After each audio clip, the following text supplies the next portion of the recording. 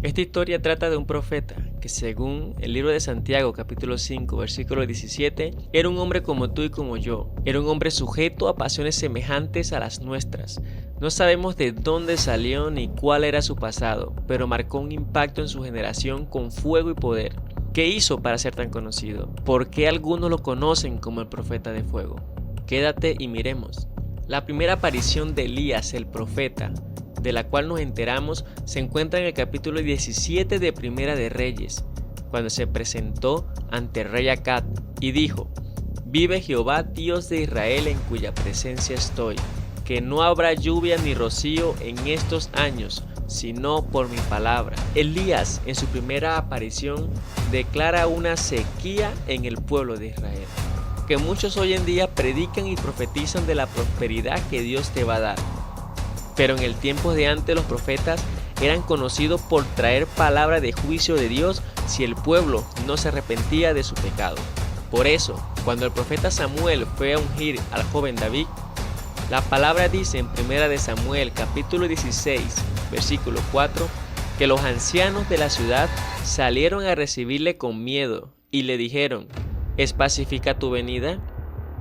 Los ancianos de ese pueblo, al ver a Samuel, se asustaron. Dice que le recibieron con miedo y le preguntaron si era pacífica su venida. Rara vez la venida del profeta Elías era pacífica, ya que era un profeta con celo a las cosas de Jehová. Desde hacía mucho tiempo, numerosos israelitas se habían apartado de servir a Jehová para dar culto a los dioses falsos de las naciones vecinas. Pero en los días del profeta Elías, esta antigua disputa entre la religión verdadera y la falsa llegó a un punto extremo. El rey Acab había ofendido gravemente a Jehová.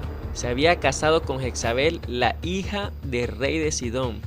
Ella estaba decidida a erradicar la adoración a Jehová y a difundir el culto a Baal por todo Israel. Acab se dejó influir enseguida por su esposa y edificó un templo y un altar a Baal. De hecho, dio un terrible ejemplo al pueblo, postrándose ante ese dios pagano. Esta se trataba de una religión depravada y cruel, en la que los hombres y las mujeres se dedicaban a la prostitución, practicaban orgías sexuales, hasta sacrificaban niños.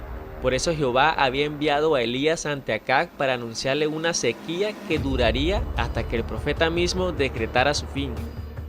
Pasaron algunos años antes de que Elías volviera a presentarse ante el rey, y cuando lo hizo fue para decirle que reuniera al pueblo y a los sacerdotes de Baal en el monte Carmelo. En Primera de Reyes capítulo 18 del 17 al 19 dice: «Y sucedió que cuando Acab vio a Elías, Acab le dijo: ¿eres tú el que turba a Israel? Y él respondió: yo no he perturbado a Israel, sino tú y la casa de tu padre, porque habéis abandonado los mandamientos del Señor y habéis seguido a los Baales. Ahora pues, envía a reunir conmigo a todo Israel en el monte Carmelo, junto con 450 profetas de Baal y 400 profetas de Acera, que comen a la mesa de Jezabel». Prácticamente Elías le dijo al rey Acab que reuniera a todos los profetas de Baales en el monte Carmelo para decidir esto, para saber quién es el Dios verdadero. Pero ¿qué tiene que ver esta disputa con nosotros? ¿Qué relevancia puede tener hoy un relato sobre el culto a Baal? Al fin y al cabo ya no existen ni templos ni altares a este dios. Sin embargo, no se trata de una simple historia del pasado. La palabra Baal significa dueño o amo, y Jehová pedía a su pueblo que los cogieran a él como su Baal, es decir, como su dueño. ¿No le parece que la gente todavía sirve a una gran variedad de amos en lugar del Dios Todopoderoso? Las personas escogen y adoran a un amo distinto de Jehová cuando hacen que su vida gire en torno al teléfono, al televisor, al dinero, a la profesión, a las diversiones, a los placeres sexuales, a cualquier otro de los innumerables dioses que hoy existen. Elías les propone a los sacerdotes de Baal una prueba clara y sencilla.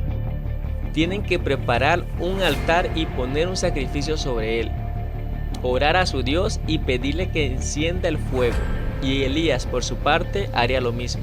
¿Con qué objetivo? El profeta explica que el Dios que responda por medio de fuego es el verdadero Dios. Por supuesto, Elías sabía muy bien quién es el Dios verdadero. De hecho, Su fe es tan fuerte que hasta le da a sus enemigos todas las ventajas. Les dice que vayan ellos primero. Así que, tras escoger el toro que quieran sacrificar, comienzan a suplicarle a Baal. Los profetas de Baal ya han preparado su sacrificio y están clamando a su Dios: "Oh Baal, respóndenos, oh Baal, respóndenos". Gritan una y otra vez. Van pasando los minutos y las horas, pero no hubo voz y no hubo quien respondiera. Dice la Biblia que al mediodía Elías empieza a ridiculizar a aquellos impostores afirmando que son de burla, que Baal debe estar muy ocupado para responderle, que estará haciendo algunas necesidades o que se habrá quedado dormido y necesita que lo despierte. Y les dice: llamen a voz en cuello, le sugiere, es decir, que griten. Evidentemente veía el culto de Baal como lo que era, una farsa absurda, y quería desenmascararlo ante todo el pueblo. Al oír esto, los sacerdotes de Baal se ponen aún más histéricos y empiezan a clamar a voz en cuello y a cortarse según su costumbre, con dagas y con lancetas, hasta que hicieron chorrear la sangre sobre sí, y todo para nada. No hubo voz y no hubo quien respondiera, y no se prestó ninguna atención. Así es, Baal no existía, no era más que una invención de Satanás para apartar a la gente de Jehová. La lección es clara como el agua: no hay mejor amo que Jehová, y todo el que siga a otro Dios sufrirá una decepción y una vergüenza. El profeta Elías preparó su altar y pidió que le echaran agua 3 veces para que se dificultara más que se encienda, de manera que el agua corría alrededor del altar y también se había llenado de agua la zanja. Entonces Elías hizo una oración y dijo: respóndeme, oh Señor, respóndeme, para que este pueblo sepa que tú, oh Señor, eres Dios y que has hecho volver sus corazones. Entonces cayó el fuego del Señor y consumió el holocausto, la leña, las piedras y el polvo, y lamió el agua de la zanja. Cuando todo el pueblo lo vio, se postraron sobre su rostro y dijeron: el Señor, Él es Dios, el Señor, Él es Dios. Entonces Elías les dijo: prended a los profetas de Baal, que no se escape ninguno de ellos. Los prendieron y Elías los hizo bajar al torrente de Cisón, y allí los degolló. Por fin reconocen la verdad. Ahora bien, ¿basta con esto? Bueno, admitir que Jehová es el Dios verdadero después de ver fuego cayendo del cielo no es que sea una gran demostración de fe. Así que Elías les pide que prueben su fe de otra manera. Les piden que hagan lo que deberían de haber hecho hace muchos años atrás: obedecer la ley de Jehová. Y la ley mandaba a ejecutar a los falsos profetas y a los idólatras.